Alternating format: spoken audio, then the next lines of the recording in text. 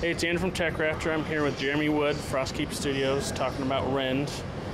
Just had the opportunity to look at it a little while ago, see all the progression. I know you guys have the roadmap out there now, Yep. and I'm assuming as you guys work on those, you're going to be putting out updates explaining exactly what's coming next. Yeah, that roadmap is kind of taking us from now for the next few months, but it's going to just keep adding more and more and more as we move through early access towards full launch. How long do you expect that? So the roadmap, from what I remember, it said once you're kind of done going through all those major systems is when you want to go to early access on Steam? Yeah, we'll be early access on Steam this year, so it's right around the corner, and then that's just when we're getting started. It gets better from there. All right, and so I was wondering, I got to see a bunch more of the systems, which I'll explain. I was really curious, coming from, it's definitely very reminiscent of WoW stuff. I kept feeling that. Are you anticipating like a group of like theory crafting kind of people to come up and like have these builds? It seems like there's a lot of wiggle room for figuring out however you want to play. Yeah, there's a lot of creativity and character customization between your talents, your skills, what crafting trees you're going down, which pets and mounts you're using. So I'm sure there's combinations that are going to be a little bit better than other combinations. And if we get people coming up with all their crazy theory crafting, that's good. That's nothing but good for us. And we'll take care to balance all that stuff going forward. But yeah, it's fun. Speaking of that, are you anticipating do you think there's going to be a fairly large gap between people that like play? Like, there's going to be people that are going to play it a lot, and there's going to be people that play when they can. Yeah. So are you expecting like those to actually be pretty big, significant differences between people? Both of those types of players will have a home in our game. Being a faction-based game, you don't necessarily have to, find people that are exactly the same playstyle as you, or you get kicked out of the group, right? You're on the faction, and the faction is going to succeed or fail together. So all these different playstyles are really going to have to learn to rely on each other and play together. Just because I don't play every single day doesn't mean I can't contribute to the faction. Yeah. So in terms of that, factions working together, is it you choose what you're going to do, or well, I guess you kind of start as a blank slate, I would assume, right? Yeah. So then you're kind of talking with your faction, and you're like, what do we need? And is it very important to be like, all right, make sure we have a balance, we're not all doing the same thing, otherwise we get kind of screwed over? There's a lot of room for a lot of different approaches.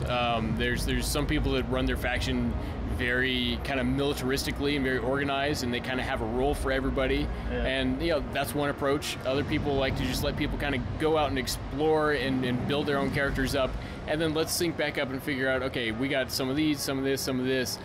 What is the strength of that? How can we use that going forward? There's a lot of successful approaches to how to work together. Okay. And it seems like our clan's like an effort to make that a little easier, to have little subgroups within it, so that there's always someone, because I'm assuming someone's going to play with 2 people and they're not going to know 17 other people. Yeah. And so those are like the building blocks, and then into the factions, kind of the idea. Yeah, I mean, if you think of like from an MMO perspective, you have your faction and you have your guilds within that faction. You're all part of the same faction. In our game, you work together as a faction a little more closely than you do in more of an MMO setting. But that clan is still, this is how you control who your friends are, and you can say you're in or you're out. Whereas with your faction, you can't kick people out of that. You just gotta figure out a way to work together. Right? Yeah, but people want to hang out with their friends. They want private chat channels. They want to go build a clan base out in the world. That's great. We got to support that. You're still part of the faction. We got to make sure people are always aware of that. Yeah, and what kind of community stuff are you gonna have to like facilitate? I'm assuming there's gonna be different chat channels and that kind of stuff. What other kinds of things are you gonna have? Yeah, there's chat channels, different voice chat channels as well. You have the physical aspect of making a personal base or a clan base and a faction base, and then there's tools to keep track of who's online and all the usual bells and whistles. Mostly it's up to people to communicate with each other to really figure out what they want to do and work on it together. One thing I was wondering about, like, what would an average session look like? I know I think impossible to answer because everybody's going to play differently. Yeah. But it seems like the core, I guess, loop, if that's the word to use, is you're working towards better gear, getting that kind of, getting better material, getting better crafting recipes, all that kind of stuff. So what I do when I log in, I'm going to see, okay, what is our faction research since last time I was on? We unlocked this new piece of technology. Cool. That means that now I can potentially go learn how to make this new bow for myself. So, but that means I got to work on, my crafting XP. I got to work my way down that tree to unlock the new thing that they open for me. So what do I need to do that? Okay, I need to go find some hardwood. So I got to make sure I have the right tools. And I'm going to go out on a little adventure, gather the things I need, and then along the way, I'm going to find who knows what, because it's a survival game. Yeah. Everything can happen. Yeah. And I'll start. Oh, well, I made a new site, and now I can harvest this new type of plant, and that means I can make this new Oh, that's cool. And then by the time I get back to my base, the thing I set out to do, I completely forgot about. But I did all these other cool things because I happened upon them, and that's, honestly, that's the normal gameplay loop. It's just take advantage of what you find and just enjoy the adventure.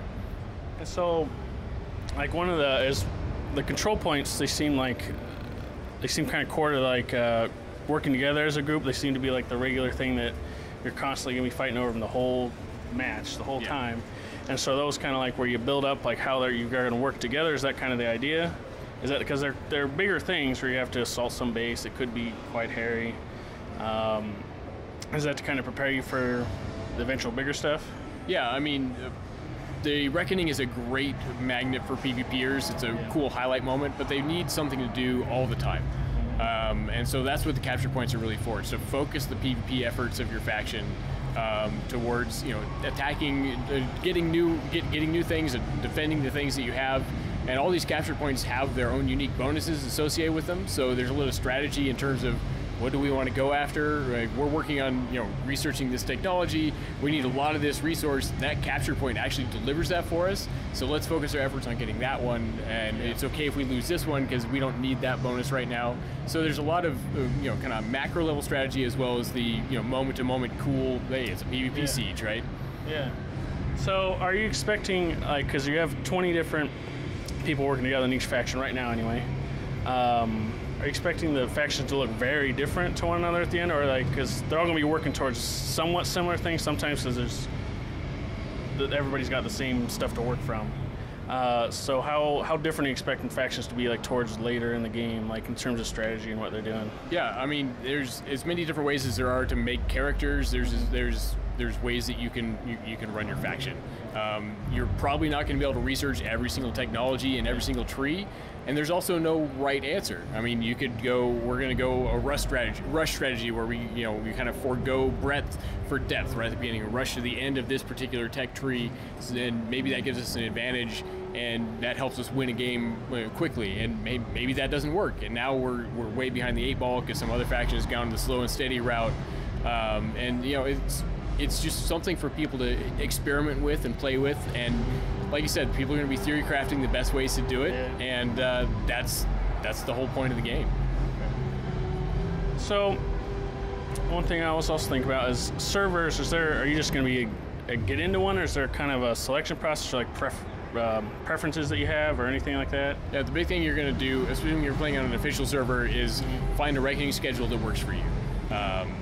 Find one that you can. It's kind of like scheduling a raid night, right? You got to find the schedule that works for yourself, and then once you get on there, figure out one that maybe is kind of at the beginning of its cycle, if you're looking for kind of a new, of the broader experience. And then pick the faction that you like based on maybe somebody on that server, or maybe you just you're really attracted to orange, so I'm going to play on the order faction. And then once you're in there, then you might be jumping around from server to server for a while, kind of getting a feel for different groups of players, because I expect them all to develop their own unique personalities as the servers kind of age. So yeah, it's going to be it's going to be an adventure to find your home. So you can drop in and out. So can the faction shift then, or how's?